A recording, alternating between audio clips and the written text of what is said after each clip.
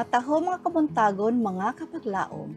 Atong hisgutan ni ining adlaw mao ang atong morning devotional nga nagauluhan si Jesus mianhi aron mo serbisyo. Ug ang atong teksto makita sa Marcos 10:45. Marcos 10:45 nga nagaingon, kay ang anak sa tawo mianhi dili aron pag-aalagaron, kundili sa pag-alagad. Daghan ang mibati nga usa kay labihan kadako nga kahigayunan ang pagbisita sa mga dapit diin si Kristo nang kinabuhi niining kalibutana. Sa paglakaw sa mga dalanon, diin siya nagalakaw. Sa pagtan-aw sa mga daplin, sa linaw diin siya ganahan magtudlo. O sa mga bungtod ug walog diin sagad ginatan-aw sa iyang mga mata.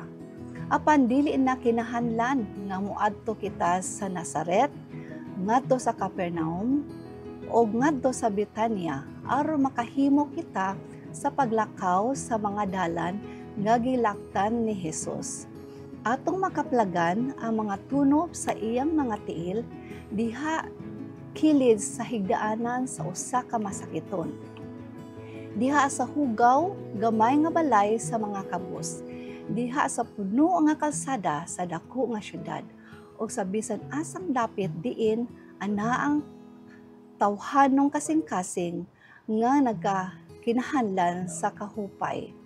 Diha sa pagbuhat sama sa gibuhat ni Jesus samtang dinhi pa siya sa kalibutan. Kita nagalakaw diha sa iyang mga lakang. Minilyon o minilyon sa mga kalag nga anda mamatay, nahigot sa mga kadena sa pagkaignorante sa mga sasala. Wala pagayud makadungog sa gugma ni Jesus alang kanila.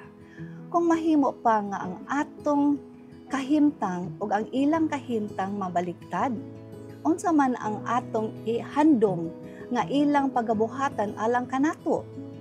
Ang tanan niini kinsang kagahom anaa sa atong mga kamot, na ilalom kita sa pinakabalaan nga katundanan alang kanila.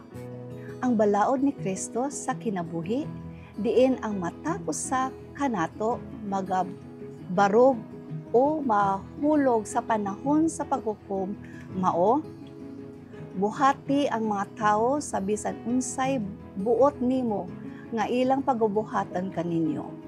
Ang manluluwas nagahatag sa iyang bililhon nga kinabuhi aron makamugna o usa ka iglesia nga makahimo sa pag-amuma sa masulubon na tintal nga mga kalag. Usa ka hugpong sa mga tumutuo nga nahimong kabos, wala edukasyon, wala nailhan, apan diha kang Kristo nakahimo sila og bulaton diha sa usa ka puloy-anan, diha sa katilingban, diha sa iglesia og bisan labay sa mga rehiyon. Kinsang mga sangputanan moabot hangtod sa walay katapusan. Tungod kay kini nga buluhaton napasagdan mao nga ang daghan sa mga batanong tinun-an ang wala gayon na kalakaw labay sa yanong nga alpabeto sa Kristohanong kasinatian. Ang kahayag nga nagdangag diha sa ilang kaugalingon nga kasing-kasing sa dihang si Jesus nagsulti kanila, ang imong mga sala na pasaylo, mahimo unta nga ilang gipadayon sa pagbuhi, pinaagi sa pagtabang ni adtong nagkinahanglan. Ang daghan nga mga inherya nga sagad maoy sinugdanan sa peligro diha sa mga batanong nahimo unta nga ipuntil ngadto sa mga paagi diin nila mugawas nga tuburan sa mga panalangin. Ang kaugalingon malimtan diha sa kasing-kasing nga nagbuhat og maayo alang sa uban. Mag-ampot ta mga kapaglaom.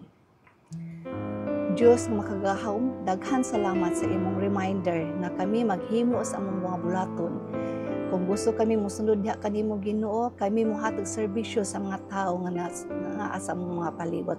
Tabangi kami Ginoo nga manggahimo kami sa among mga buhlaton nga nahiiyon diha sa imong kabubuton. Salamat sa pagtungo sa mong pag-ampo. Sa ngalan ni Hesukristo ang bugtong mangluluwas. Amen.